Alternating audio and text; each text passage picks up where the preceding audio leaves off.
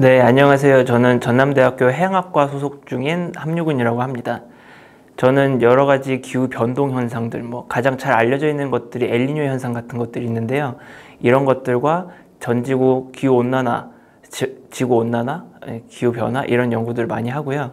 이런 기후 변동이나 기후 변화가 왜 발생하는지 이런 메커니즘 연구도 많이 하고, 최근에는 이런 것들을 예측하기 위한 이런 연구들도 딥러닝을 이용해서 많이 하고 있습니다. 네, 이번 연구는 딥러닝 기법을 이용해서 기후변화를 탐지한 연구라고 짧게 소개를 드릴 수 있을 것 같습니다. 기후변화 탐지라는 건 뭐냐면 지금 일어나고 있는 현상들이 기후변화 혹은 지구온난화 때문인지 아닌지를 판별하는 거라고 할 수가 있는데요. 예를 들어서 어떤 현상이 과거에도 있었던 어떤 현상들에 대해서 이 현상의 어떤 특성이 바뀌는 것이 지구온난화 때문일 수도 있고, 아니면 그냥 과거와 지금이랑 여러 가지 상황들이 변해서 꼭 지구온난화가 아니어도 여러 상황들이 변하면서 바뀌는 것일 수도 있기 때문에, 이게 과거에 없다가 요새 많이 생겨나는 그런 현상이라고 해도 이런 것들이 꼭 지구온난화 때문이라고는 얘기할 수가 없습니다. 과거에 있었는데 다시 없어졌다가 다시 생기는 걸 수도 있고요. 저희가 관측 기간이 짧기 때문에 이런 걸 수도 있기 때문에, 이 기후 변화를 탐지하는 것은 진짜로 과거에 없던 현상들, 그러니까 어떤 현상들의 특성이 변화하는 것이 지구 온난화 때문이냐, 이런 것들을 탐지하는 연구라고 할 수 있겠습니다. 이 기후 변화 탐지는 대부분 굉장히 긴 기간 평균한 온도나 강수량에 대해서 많이 되었습니다. 예를 들어서 온도가 지구 온난화에 의해서 상승한다든지 강수량이 전반적으로 증가한다든지 이런 것들이 기후 변화 때문이라는 것들의 연구는 많이 있었는데, 그런 장기간의 어떤 평균한 강수량 이런 것뿐만이 아니라 지구온난화는 다른 여러 분야에도 영향을 주거든요. 그래서 저희가 그런 것들을 딥러닝으로 탐지를 한 거고, 딥러닝을 통해서 얻은 가장 뚜렷한 결과는 뭐냐면, 강수량에 있어서 가장 뚜렷한 지구온난화랑 관련된 시그널, 기후변화 시그널은 시간 평균한 강수량이 증가하는 것이 아니라 극한 강수의 빈도가 증가하는 것이다라는 것입니다. 과거의 지구온난화 같은 경우, 지구온난화랑 관련된 기후변화 탐지는 그냥 30년 평균한 강수량이 과거 30년에 비해서 최근 30년이 증가한다, 이런 정도의 약간 러프한 연구였다면, 저희 연구 결과는 강수량의 극한 강수 현상, 그러니까 극한 강수 현상이라고 그러면 한 계절에도 여러 번 일어나는 거죠. 올해도 극한 강수 현상이 있었고 작년에도 있어가지고 굉장히 많은 수해 피해를 만들어냈고요. 이런 것들이 기후변화 때문에 일어나는 거라는 아주 과학적인 근거를 딥러닝 모형을 이용해서 찾아냈다, 이렇게 말씀드릴 수 있겠습니다. 연구 중 기억나는 에피소드는 크게 이제 두 가지가 있을 것 같아요. 처음은 이제 이 연구 아이디어가 처음 떠오른 순간 이제 생각이 나는데, 연구 아이디어가 이제 누군가의 발표를 보다가 이제 불현듯 이런 연구 아이디어가 떠올랐거든요. 제가 기존에도 딥러닝을 이용해서 여러 가지 기후 현상들을 예측하는 그런 연구들을 많이 해오고 있었는데, 기후 변화에 이런 연구를 적용할 생각은 미처 하고 있지 못하다가 이제 누군가의 결과를 보고서 이게 정말 딥러닝에 적용되면 정말 더 좋은 연구 결과를 낼 수 있겠구나, 이런 생각이 들어서 그때 그 발표를 보면서 처음 연구 아이디어가 떠올랐던 그 순간이 떠오르고, 두 번째는 연구가 이제 어느 정도 진행이 되면서 초기 결과가 나올 때 에피소드가 생각이 나는데, 저희 그 당시, 지금은 박사 졸업을 하긴 했는데 이제 박사 졸업한 그 당시에는 이제 박사 과정 학생이었죠. 그 박사 과정 학생이 처음에 그 결과를 딱 가지고 왔을 때 제가 이제 한 얘기가 기억나요. 이거는 결과가 너무 좋아가지고 이거는 네이처지에 실리지 않으면 내가 뭔가 잘못한 거다.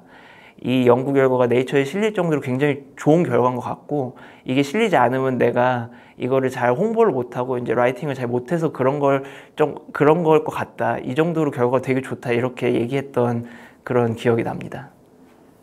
앞으로 이제 진행할 연구는 기존 연구의 후속이 많이 이제 계획이 되고 있다고 보시면 될 것 같습니다.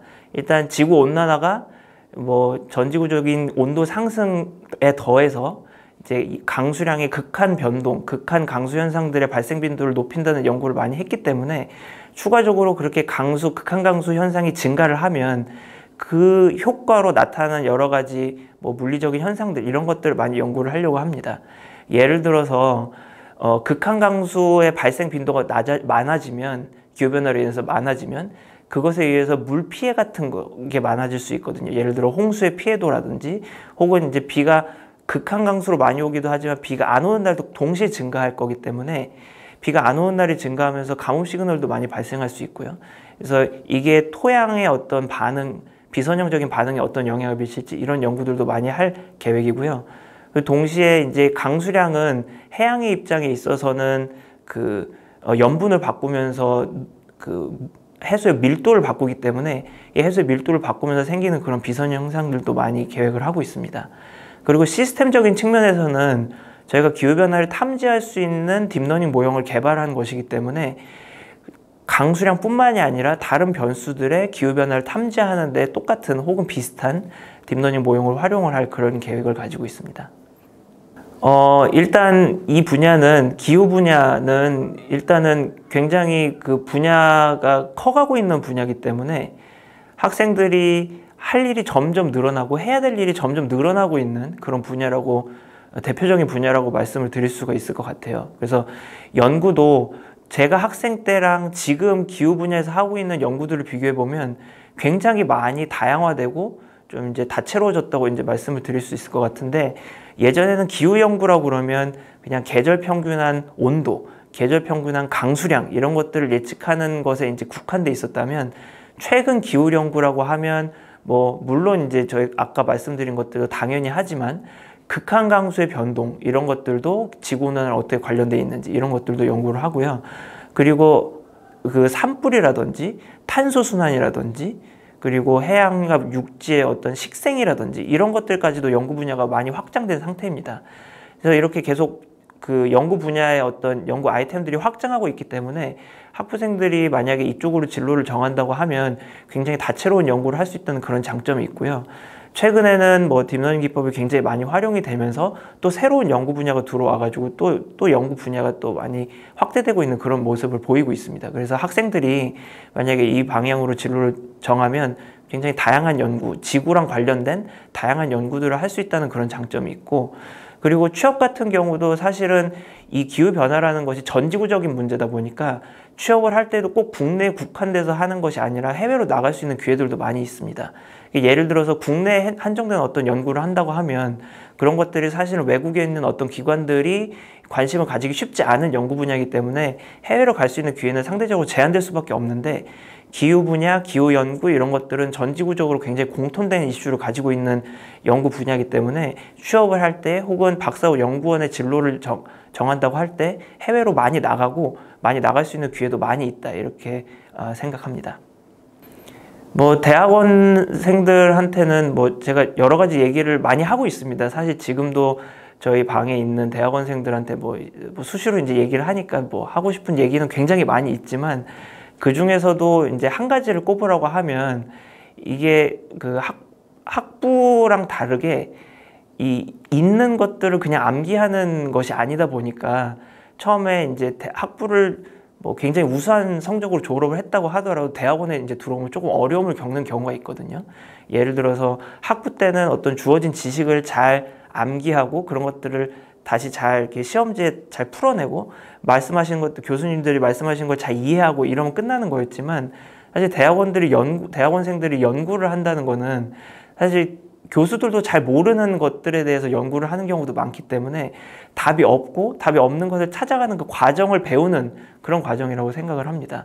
그래서 처음에 이제 대학원에 들어와가지고 자기가 생각한 거랑 많이 다르니까 그리고 혹은 자기가 과거에 쭉 해왔던 거랑 좀 다른 방향으로 머리를 좀 써야 되다 보니까 처음에 이제 석사 들어와가지고 이거는 나랑 잘 안 맞는구나 이렇게 생각하는 대학원생들이 굉장히 많아요.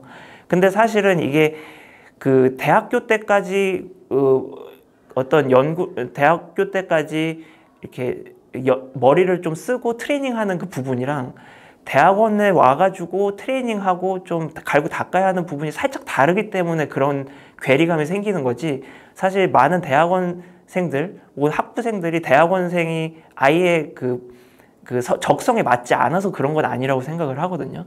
그래서 이제 학부생들이 처음 대학원에 들어오면 많은 어려움을 겪으면서 이거는 내 적성이 아닌가 보다 이렇게 많이 생각할 수도 있지만 1년, 2년 정도 적응 기간을 거치면서 혹은 석사를 하면서 생각을 많이 바꾸는 학생들이 많이 있어요. 그래서 1년, 2년 조금 시간이 걸리더라도 이 머리를 쓰는 방법을 조금 바꾸고 그리고 자기가 생각하는 방식을 조금 바꾸고 답을 무조건 누구한테 얻으려고 하기보다 좀 스스로 찾으려는 노력을 하고 이런 노력들을 하면 1, 2년 후에는 반드시 많이 나아지기 때문에 너무 빨리 포기하지 않고 그래도 조금 시간을 두고 대학원생이라는 것에 좀 적응해 가려는 그런 과정이 좀 필요하고 그런 면에서 모든 학생들이 사실은 뭐 적성에 안 맞거나 이런 것들이 아니고 노력하면 다 될 수 있다고 생각합니다.